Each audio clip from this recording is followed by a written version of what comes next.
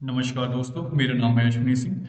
आज मैं आपके सामने एक लेटेस्ट इन्फॉर्मेशन लेकर आया हूँ रिक्रूटमेंट से रिलेटेड। ये जो रिक्रूटमेंट के बारे में मैं आपको बताना चाहता हूँ, ये आर्मी अग्निवीर से रिलेटेड है।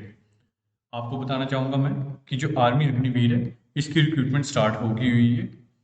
इसके जो फॉर्म है वो आपके फिल होना स्टार्ट हो गए हुए हैं। फॉर्म की जो स्टार्टिंग डेट है वो इन्होंने बताई है कि आपके फॉर्म 8 फरवरी से स्टार्ट होंगे फिल होना, और लास्ट जो डेट है वो है आपकी 21 मार्च 2024। इसके अंदर अंदर ही आपने ये फॉर्म फिल करने हैं। इसके अलावा इन्होंने बताया होगा कि ये जो आर्मी रिक्रूटमेंट होगी अग्निवीर की, ये दो पार्ट्स में होगी। पहला पार्ट है जिसमें ऑनलाइन कंप्यूटर टेस्ट होएगा, यानी कि सबसे पहले आपका क्या होएगा, रिटन टेस्ट होएगा। और रिटन टेस्ट के बाद में फिर आपका जो नेक्स्ट पार्ट है वो क्या है, आपका बताया गया कि भर्ती रैली एवं चिकित्सा परीक्षण। इसका मतलब है कि आपकी रनिंग होगी और रनिंग के बाद ही मेडिकल किया जाएगा।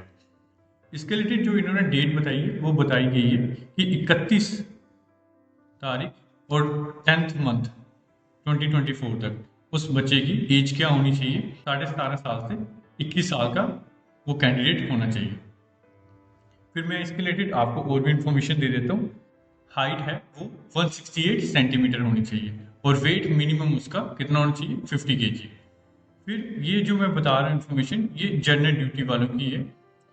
10th में उसके टोटल 45% होनी चाहिए मिनिमम, और हर एक सब्जेक्ट में उसके 33 मार्क्स होने चाहिए। इसका मतलब है कि अगर किसी के 30 मार्क्स हैं और उसको उसके साथ 3 मार्क्स का स्टैचू लगा हुआ है तो वो नहीं माना जाएगा।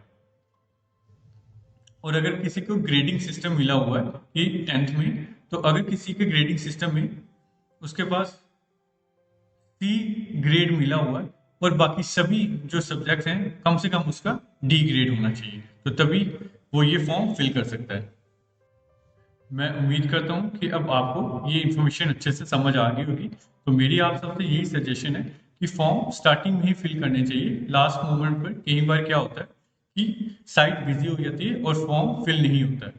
And thank you so much.